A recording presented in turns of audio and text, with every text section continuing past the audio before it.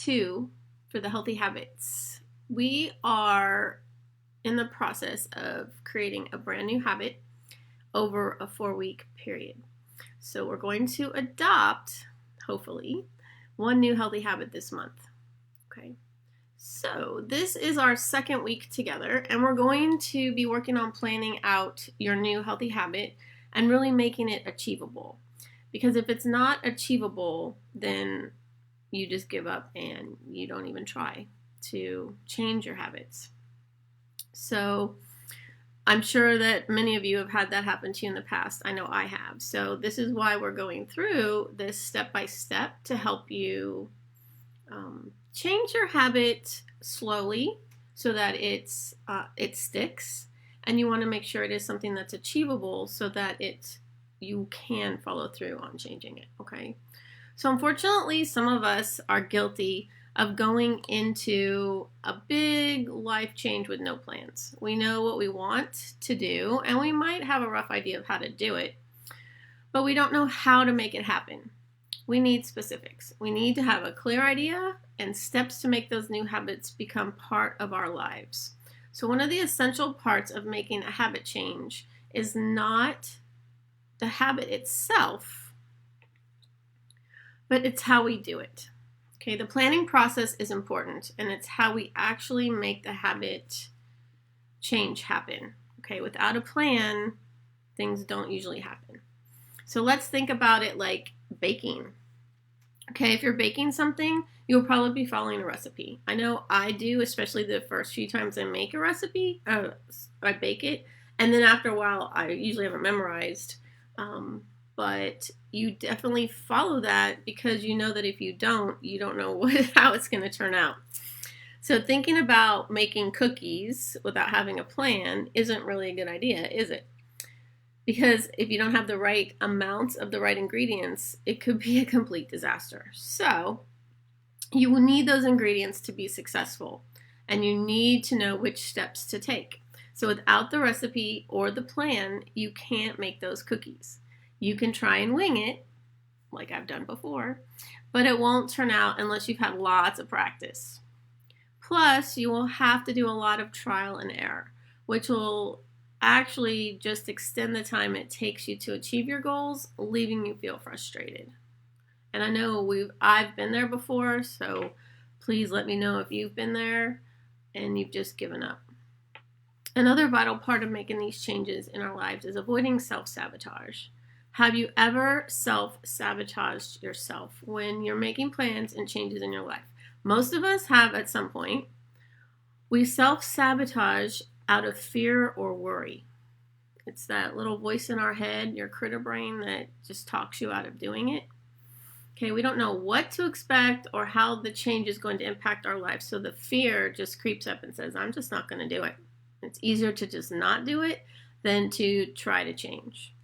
So all that self-sabotaging does is derail your success. It creates problems and stops us from achieving our long-term goals. Take a minute and think about other ways that self-sabotaging has either affected you in the past or ways that it could affect you this time around. Being aware of these possibilities can help you look out for them. Because if you know that an old habit of yours would be to talk yourself out of doing something, you can be aware of it and hopefully stop it before you've talked yourself out of doing something you want to do. All right, so going into making these habit changes in your life, you should know that you might try to self-sabotage. It's pretty much human nature. We all do it. You all have that little voice in your head that you get scared and you're like, I'm just not going to do it. Or you just talk down to yourself. So you may not even realize that you're doing it if you've always been nervous about making changes. So that is a habit in itself that you are self-sabotaging and talking yourself out of it. You might talk down to yourself, like I just mentioned, and think that you can't actually do this. Okay, we all do it. Unfortunately, it's human nature, but it can be stopped. You can practice not doing it. When it starts to happen, you can change your thought pattern. So if you've noticed patterns of self-sabotage in the past, try to brainstorm some ways it could affect you this time. How are you going to combat that? Are you, going to just have another positive thought ready? Are you going to come up with a mantra such as, I believe I'm capable of doing whatever? Are you going to journal about your fears and come up with ways to counter them? I use mantras a lot. I have them like all over the house, on my phone. By having a plan, you can prevent self-sabotage from taking over because you're preparing for something that you know is going to happen, so you're better prepared to stop it before it makes it worse. You can work on finding your strength and making your healthy habits happen just by practicing getting out of that old pattern. One of the main concepts that I want to focus on today is having a reward as part of your plan. You owe it to yourself for making this big step. But of course, you know that achieving your habit change is the bigger reward too. So you will feel like you are strong and capable because you know you've all done that. Something that has been a challenge for you in the past and you've accomplished it, that feeling of like you can do anything. Okay, so brainstorm a few ideas for rewards, okay? Because a reward is a motivation, all right? So what are you going to give yourself if you achieve your habit change? Remember that these are your own habits that you're building, and they will have an impact on your life. So the same is true for your reward. It's just for you, so think about what works best for you. Okay, so now if you're making healthy eating changes, don't reward yourself with a sugary treat. Okay, that's kind of going backwards, right? You're doing so well to detox from all the sugar, and then you give yourself that treat, and then you're on that vicious cycle again. Okay, so think of something other than sugar if you're trying to get off sugar. And even if you're trying to make it to the gym every day, don't reward yourself with a week off, because once you get out of that pattern, it's hard to get back into it. So think of other rewards that won't derail the progress you've made, and like what would you really like to give yourself as a reward for achieving that habit change, all right? And it doesn't have to be, you don't have to spend money on it. Okay, it could be just something simple. And keep in mind that this reward will be part of your motivation, because we all need motivation to a lot of times make changes, especially big changes. And for this reason, it should be something that is meaningful to you. It should be something that can help keep you on track, okay? When you begin working more on your habit change, you can remind yourself of this reward regularly. It can also be an anchor. If you have something that you always wear, like a necklace or a bracelet or something that you can just remind yourself of, this is why you're doing it, okay? I also want you to think about how that reward will motivate you. How are you going to motivate yourself with the reward? How is this reward going to make you stay on track, even on hard days? Okay, reflect on this and jot down what you can come up with, okay? We still have our workbook, okay, that you can write in, okay, or any piece of paper, but I do have the link to get that workbook, okay? So rewards can be so motivating and can have a significant impact on the progress you make.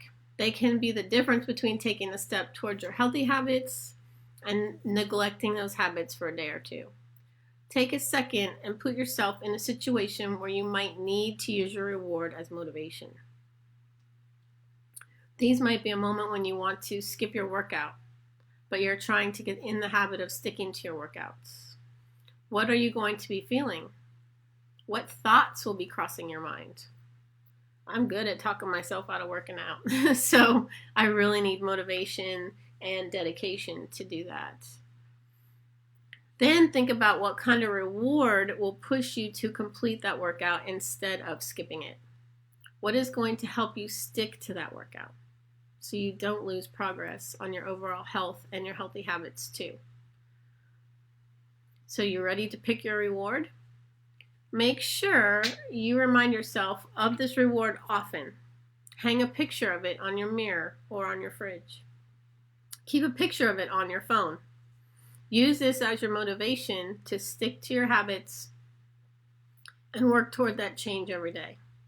If working out is a habit you want to change, maybe a reward could be some new workout clothes. Okay, something like that, like work out every day for a month and then you can go buy workout clothes. But that doesn't mean you can stop working out. You need to keep working out. So now that you've had some time to think about the reward that you would like to have after making the habit change, go ahead and share it. Tell us what reward you'll be working towards as you work on achieving your habits.